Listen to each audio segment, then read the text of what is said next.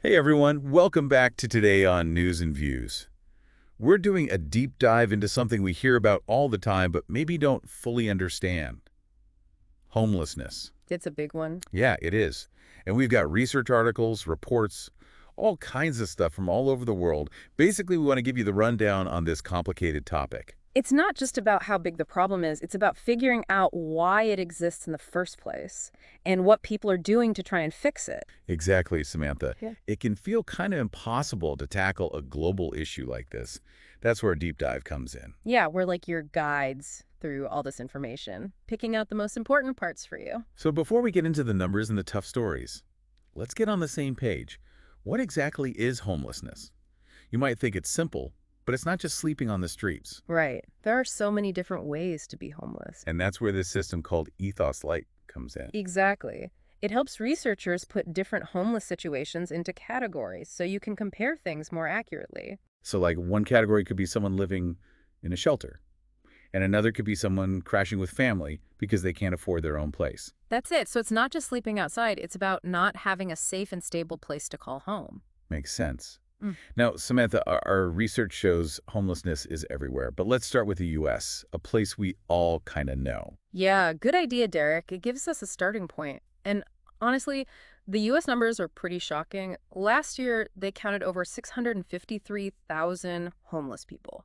That's a 12% increase from the year before. Whoa, 12%. That's a lot. Yeah, it's a big jump. So what's causing all this homelessness in the U.S.? Well, the biggest thing is just not having enough affordable places to live. I mean, if people can't afford rent, they end up homeless, right? The National Low-Income Housing Coalition did a study, and they found that there are only 34 affordable rental units available for every 100 very low-income renters. So basically, there are way more people who need homes than there are homes they can afford. Exactly. It's like musical chairs, but there aren't enough chairs for everyone. Right. So what else is going on, Samantha? Well, money problems always make things worse, right? Like the recession back in 2008 and even the pandemic recently. Yeah, those were tough times for everyone. A lot of people lost their jobs and their homes, and then you add in things like wages not keeping up with the cost of living. And people not making enough money even if they have a job. Yeah, it all adds up to people not being able to make ends meet, and that can easily lead to homelessness. It's like a chain reaction. Okay, so what about mental health and substance abuse? I know those are often talked about with homelessness. How do they fit into all this? It's tricky, Derek. Sometimes those problems can make someone more likely to become homeless. But a lot of times it's being homeless that makes those problems worse. Imagine the stress, the lack of stability.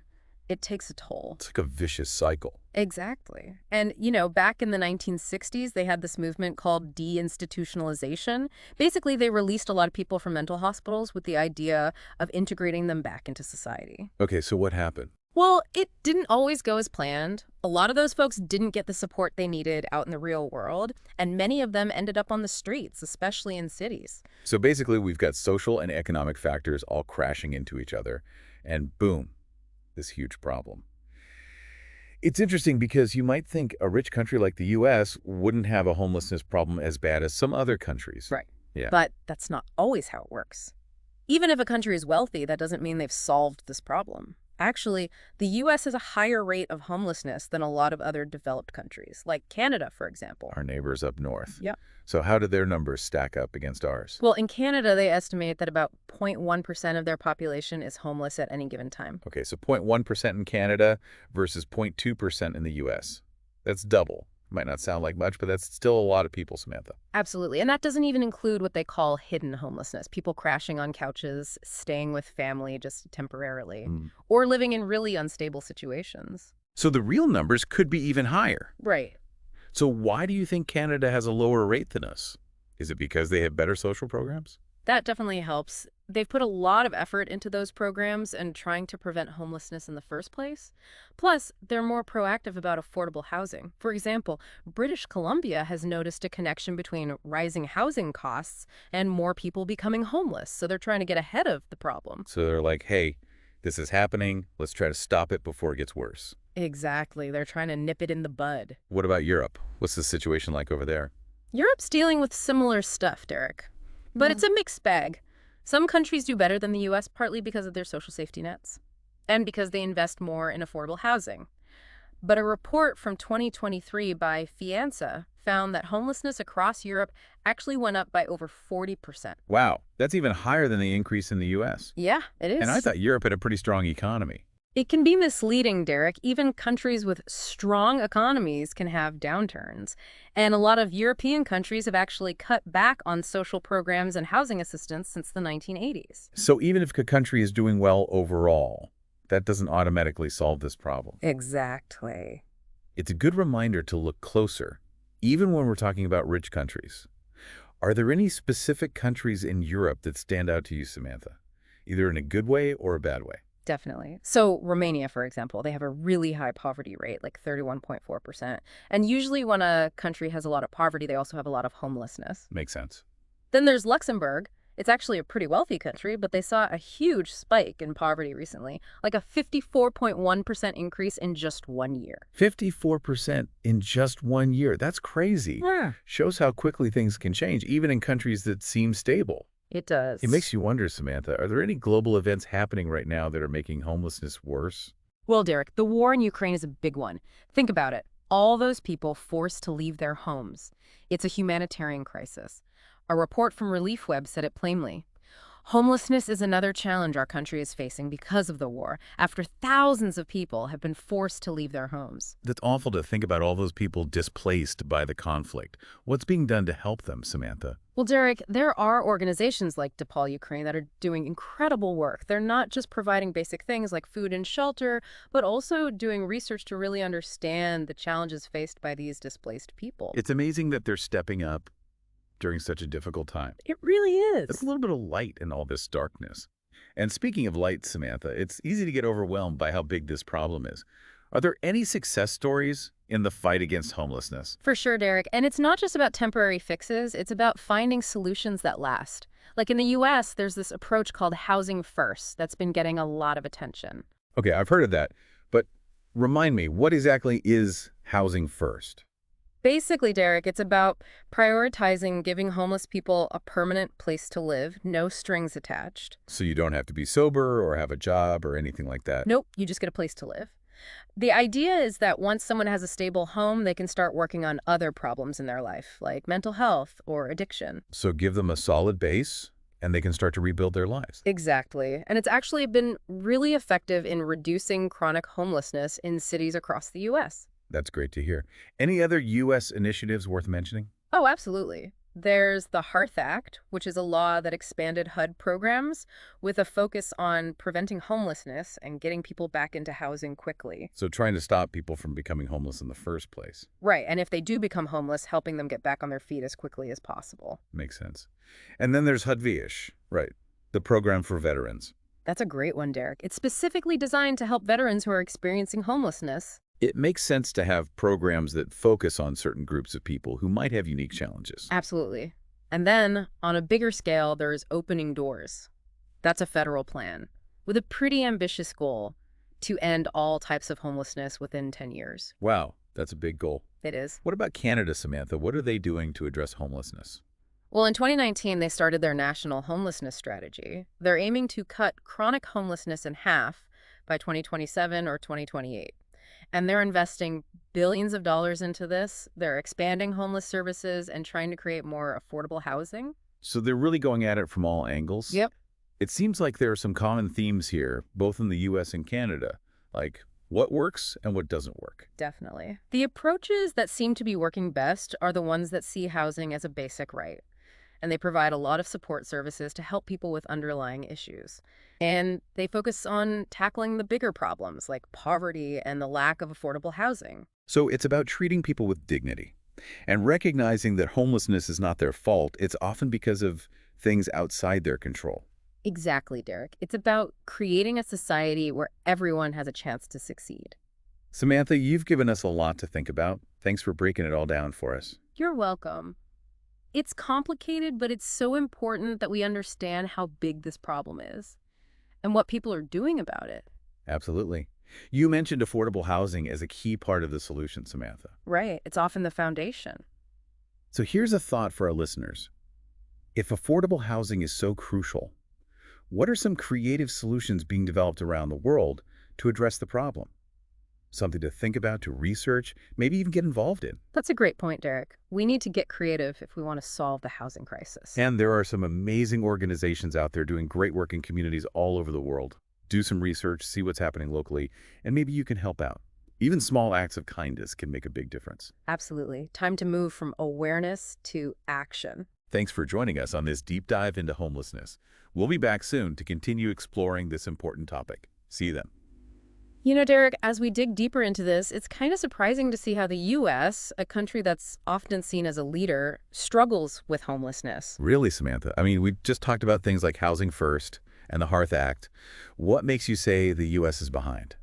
Well, those are good programs, but let's look at the bigger picture.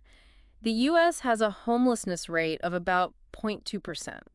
That means for every 1,000 people in the U.S., 2 are experiencing homelessness. Okay, so maybe not at the top of the class, but is 0.2% really that bad? It might not seem like a lot, Derek, but it's actually higher than a lot of other developed countries. All right, so give me some context here. What are we comparing the U.S. to?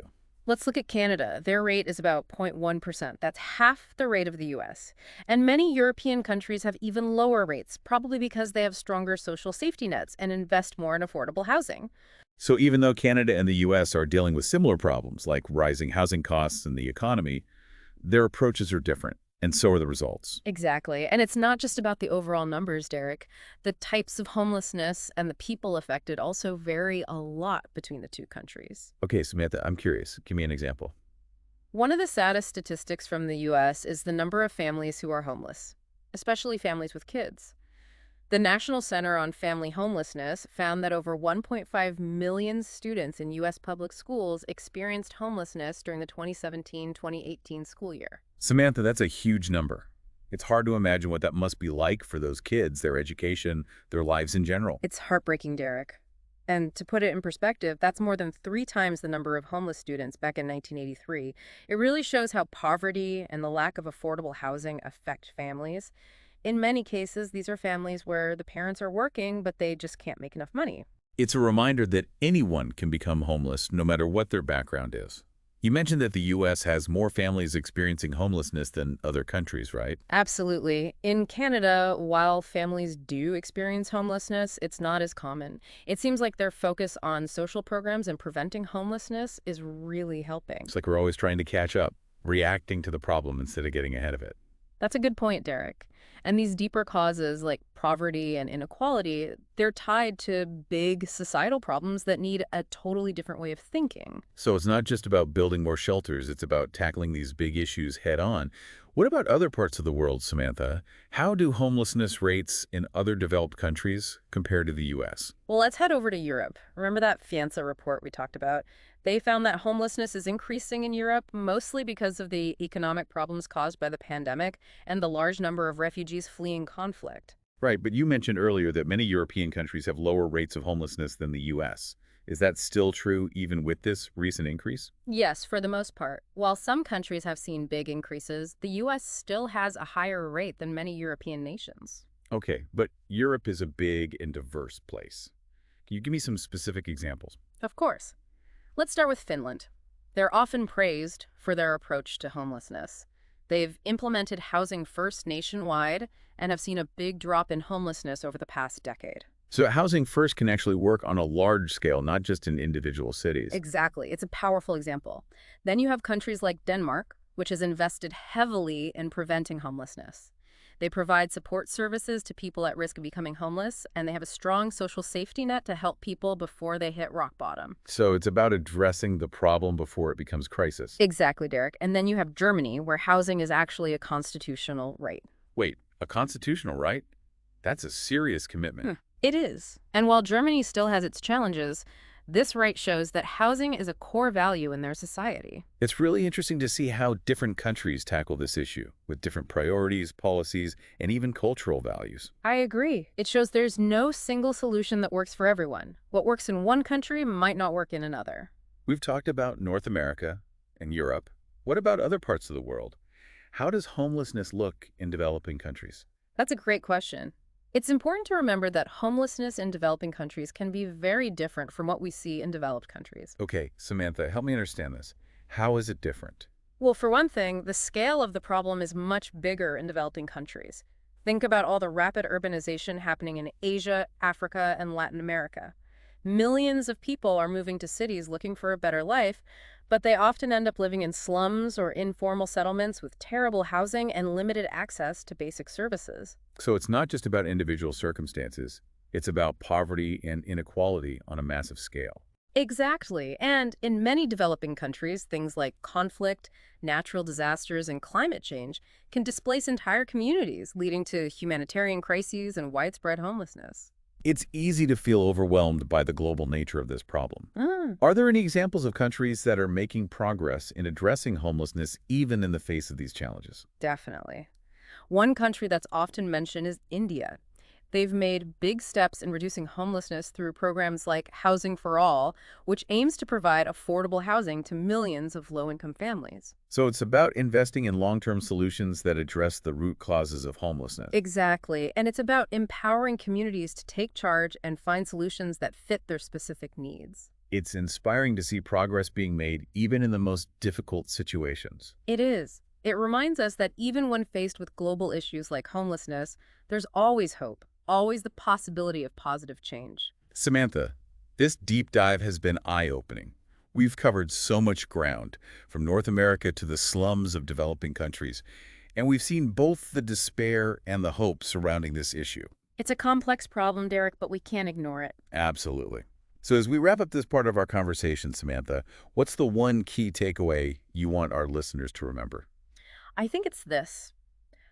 Homelessness isn't just a housing problem, it's a human problem. It's about the right to a safe place to live. It's about dignity. It's about opportunity. Well said, Samantha. And it reminds us that we all have a role to play in addressing this issue, whether it's through advocacy, volunteering, or simply educating ourselves and others. Exactly, Derek. We can all make a difference no matter how small. Now, for our listeners, we've only scratched the surface of this complex issue. There's so much more to explore and learn, so we encourage you to continue the conversation. Yes, dive deeper into the resources we've mentioned, research the organizations working in your own communities, and think about how you can help create a world where everyone has a place to call home. Thanks for joining us on this deep dive into homelessness. We'll be back soon with another fascinating exploration of a pressing global issue. Until then, stay curious, stay informed, and stay engaged. You know, one thing that really stood out to me as we were getting ready for this deep dive is how different everyone's experience with homelessness is. It's such a big category. It really is, Samantha. It's not just one thing, and it's important to remember that. Yeah, definitely. And those ethos light categories we talked about earlier, they're really helpful for understanding all the different situations. It's not just about sleeping on the streets, although that's definitely a big part of it. Right, you've got people in shelters, folks crashing with friends or family, families squeezed into tiny apartments, people stuck in motels because they have nowhere else to go. And within each of those categories, Derek, there are so many individual stories, each one unique. There's no single face of homelessness. It's more like a mosaic, Samantha. All these different pieces fitting together to make a really complicated picture. Exactly. And it's affected by things like age, race, gender, health, all sorts of things. Right, it's easy to get lost in the numbers, but we can't forget that those are real people with their own hopes and dreams and struggles. Absolutely. People who deserve our compassion and support, not judgment. Exactly. And that's where organizations like DePaul Ukraine come in. They don't just give people food and a place to sleep. They offer all kinds of services to help people address the root causes of their homelessness. Things like mental health counseling, addiction treatment, job training. So it's about giving people the tools to rebuild their lives, not just a temporary fix. Exactly. And they're doing all this in a war zone, Derek. It's really incredible. It is. You know, we've talked a lot about the big systemic factors that contribute to homelessness. Things like the lack of affordable housing and the growing gap between rich and poor. It can feel pretty overwhelming. Yeah, sometimes it feels like nothing we do can really make a difference. But everything helps. Like Samantha. Even small things. Absolutely. Every voice, every action, every dollar donated can help create change. So let's talk about what people can actually do. Where do we even start? Well, Derek, the first step is always education. Learn about the problem, understand the causes, find out about the organizations that are working on the front lines. The more you know, the more effective you can be in advocating for change. So knowledge is power. Exactly. And once you have that knowledge, Derek, use your voice. Talk to your friends and family, share what you've learned.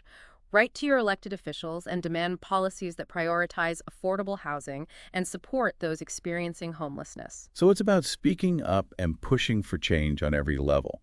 What about on a personal level, Samantha? What can we do in our own communities? Don't underestimate the power of local action, Derek. Volunteer at a homeless shelter or a soup kitchen. Donate to organizations working in your area. Or simply offer a helping hand to someone in need. Sometimes those small acts of kindness make the biggest difference. I agree. And remember, it's not just about giving handouts, Derek. It's about treating everyone with respect, recognizing their humanity, and offering a hand up, not just a handout. Well said. Thanks. This has been eye-opening. I feel informed and honestly a bit inspired. Me too, Derek. It's been great exploring this with you and sharing these ideas with our listeners. And to everyone listening, we hope this conversation has made you curious and maybe even inspired you to get involved. Homelessness is a solvable problem, but it requires all of us to work together to look beyond stereotypes and commit to building a more just and compassionate world. A world where everyone has a safe and stable place to call home. That's the dream. Thanks for joining us on this journey of discovery. We'll see you next time.